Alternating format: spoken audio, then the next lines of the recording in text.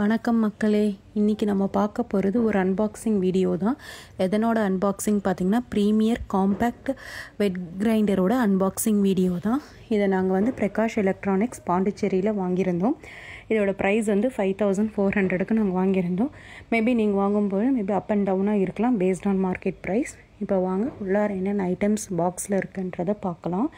So பேக்கிங்லாம் நல்லா பண்ணியிருந்தாங்க.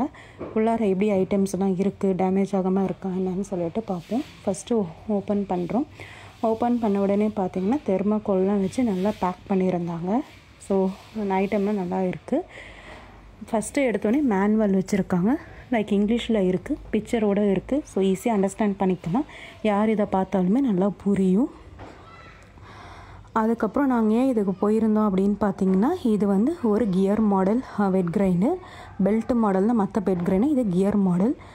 அதுக்கப்புறம் இங்கே ஸ்பேட்டுலா கொடுத்துருந்தாங்க. மாவெல்லாம் தள்ளுறதுக்கு பிளாஸ்டிக்கில் இருந்தது. இதை கரண்டின்னு கூட சொல்லுவாங்க.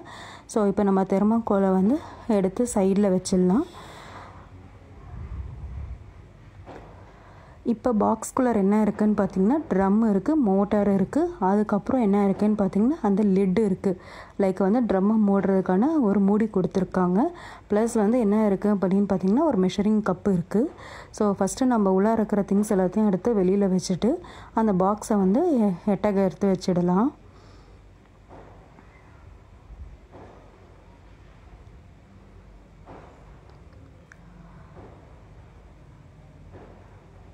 இப்போ அந்த மூடியை ஓப்பன் பண்ணுவோம். இது இந்த மூடி பிளாஸ்டிக்கில் இருக்குது. ஸோ நல்லாவே ஸ்ட்ராங்காகவும் இருக்குது. அதுக்கப்புறம் பார்த்திங்கன்னா உள்ளார என்ன இருக்குது அப்படின்னு சொல்லிட்டு பார்த்திங்கன்னா, ஒரு மெஷரிங் கப்பு வச்சு கொடுத்துருக்காங்க. அதுக்கப்புறம் சைடில் 2 சைட்லேயும் ஸ்பாஞ்ச் மாதிரி கொடுத்துருக்காங்க. இது 2 கல் ட்ரம்மு. அப்புறம் ஒரு லிட்டு கொடுத்துருக்காங்க. அந்த லிட்டு எதுக்குன்னா டைட் பண்ணுறதுக்கு. இந்த மெஷரிங் கப் மூலமா அரிசி உளுந்தெல்லாம் நம்ம மெஷர் பண்ணிக்கலாம்.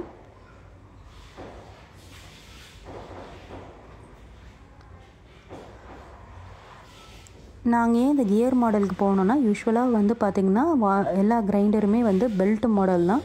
ஸோ கிரைண்டர் நம்ம அடிக்கடி யூஸ் பண்ண தேய்மானம், பெல்ட்டில் தேய்மானம் ஏற்படும். பட் ஆனால் இந்த கியர் மாடல் வாங்கியிருந்தோம் அப்படின்னா அந்தமாதிரி தேய்மானம்னா இருக்காது.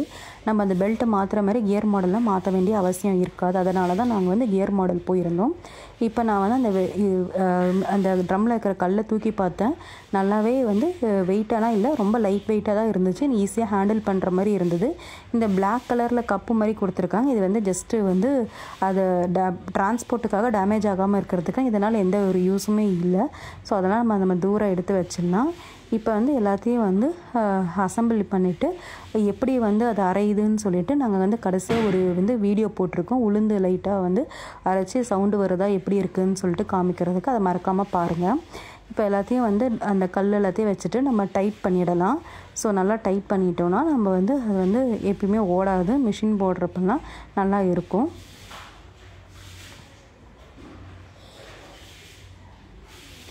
இப்போ நம்ம அந்த கவர் இருக்க லிட்டு, அந்த லிட்டு போட்டு மூடிடலாம். ஸோ இது ஜஸ்ட் ஈஸியாக ஓப்பன் பண்ணி க்ளோஸ் பண்ண முடியுது. நம்ம அப்பப்போ ஓப்பன் பண்ணிவிட்டு அந்த ஸ்பேட்டில் வச்சு தள்ளி விட்டு நம்ம க்ளோஸ் பண்ணிக்கலாம். அப்புறம் சைடில் ஒரு பட்டன் கொடுத்துருக்காங்க. ஆன் ஆஃப் ரெண்டுத்துக்குமே ஒரே பட்டன் தான்.